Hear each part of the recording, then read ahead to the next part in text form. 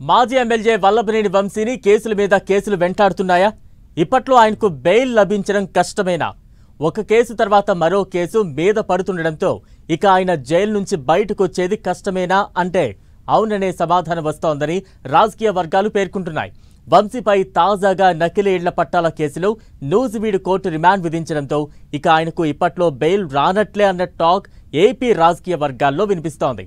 అంతేకాదు వంశీపై పోలీసులు మరో 2 కేసులను నమోదు చేయడంతో ఆయన మెడకు ఉచ్చు బిగిసినట్లే అన్న చర్చ నడుస్తోంది. ఇంతకీ వంశీపై నమోదైన కేసులెన్ని, గత ప్రభుత్వంలో చేసిన కొన్ని పనులు ఆయన్ని వెంటాడుతూ ఉన్నాయా?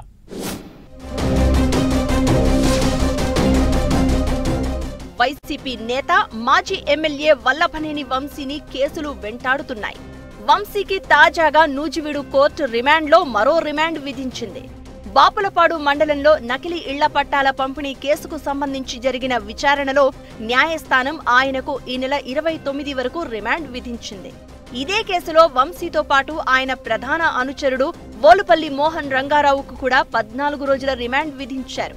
మరోవైపు నకిలీ ఇళ్ల పట్టాల పంపిణీ కేసులో వల్లభనేని వంశీపై పీటీ వారెంట్కు నూజివీడు కోర్టు అనుమతించింది.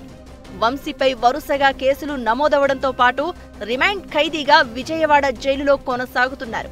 ఇప్పటికే వంశీ గన్నవరం టీడీపీ కార్యాలయంపై దాడి కేసులో 71వ నిందితుడిగా ఉన్నారు. ఆ కేసు నుంచి బయటపడేందుకు ఫిర్యాదుదారుడు సత్యవర్ధన్ను కిడ్నాప్ చేసి బెదిరించిన కేసులో A1గా ఉన్నారు. మరోవైపు భూ కబ్జా కేసుకు సంబంధించి వంశీపై మరో కేసు నమోదైంది. ఈ 2 కేసుల్లో ఇప్పటికే వంశీకి బెయిల్ మంజూరైంది. తాజాగా ఆయనపై గన్నవరం పోలీస్ స్టేషన్లో మరో కేసు నమోదైంది. గన్నవరం నియోజకవర్గం కొండపాలూరులో జరిగిన అక్రమ క్వారీ గ్రావెల్ తవ్వకాలపై కేసు నమోదు చేశారు పోలీసులు. వంశీ, అతని అనుచరులపై గనుల శాఖ ఏడీ ఫిర్యాదు మేరకు కేసు నమోదైనట్టు సమాచారం.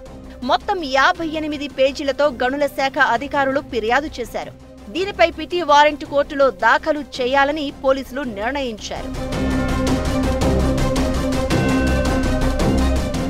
వల్లభనేని వంశీపై 2019 ఎన్నికలకు ముందు నకిలీ ఇళ్ల పట్టాల పంపిణీ కేసు నమోదైనా ఆ కేసును రీఓపెన్ చేయాలని ఎమ్మెల్యే యార్లగడ్డ వెంకట్రావు కోరారు.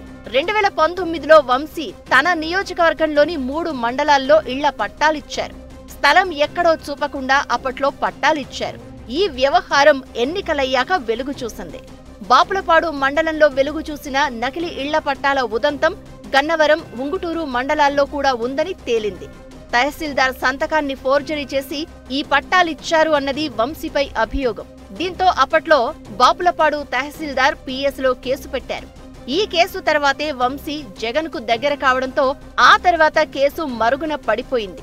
అయితే గన్నవరం ఎమ్మెల్యే డిమాండ్తో ఈ కేసు రీఓపెన్ చేసే పరిస్థితి కనిపిస్తోంది. అలాగే అనుమతులు లేకుండా 210 కోట్ల మేర మట్టిని అక్రమంగా తరలించినట్లు విజిలెన్స్ అండ్ ఎన్ఫోర్స్మెంట్ విభాగం కూడా నిర్ధారించినట్టు తెలుస్తోంది.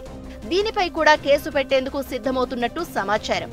వంశీ తప్పించుకోకుండా ఉండేందుకు కేసులన్నీ బనాయించే అవకాశం ఉందని తెలుస్తోంది.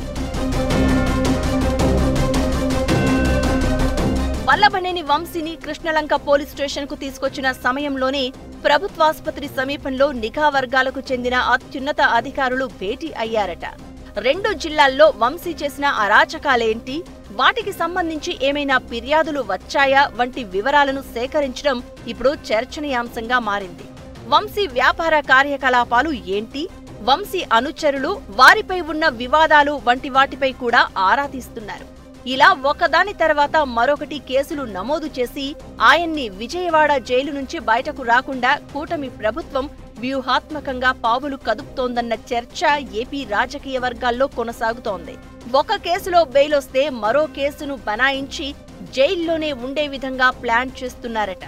వైసీపీ హయాంలో ఆయన చేసిన అవినీతి చిట్టా మొత్తాన్ని వెలికి తీయాలన్న ఆలోచనలో ఉందట కూటమి సర్కార్. మరి రానున్న రోజుల్లో వంశీ రాజకీయ భవిష్యత్ ఏంటన్నది ఆసక్తికరంగా మారింది. వరుస కేసులతో ఇలా రిమాండ్ ఖైదీగా విజయవాడలోనే ఉంటారా, లేక కొద్ది రోజుల తర్వాత బెయిల్పై బయటకు వస్తారా అన్నది చూడాల్సి ఉంది.